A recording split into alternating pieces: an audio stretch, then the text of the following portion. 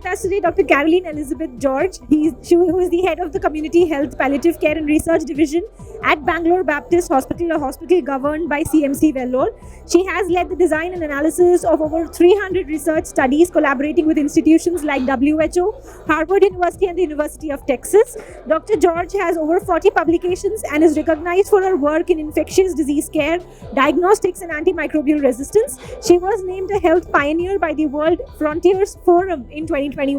Congratulations on being a recipient of the award at the Medical Research Summit and Black Buck Awards. How does it feel? It feels wonderful. Thank you so much, especially the black pack, the whole concept, and I think that's wonderful. Great. That's indeed a very good feeling. I can understand. I can relate to that as well. So, if you could just give out a message to young generation, young budding professionals who want to get into medical research, any keywords or anything that you would want to highlight on? We have a huge potential as in technology, as in pharma industry. We have a huge potential. But what I would say, everybody, it's hard work, integrity.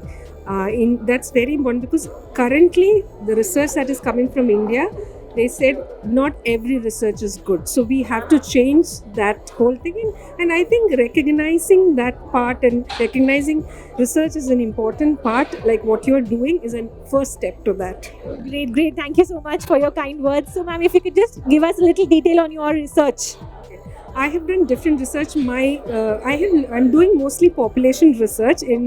I work in low resource communities, and what are the different service delivery models like cardiovascular disease, mental health among people in the rural area.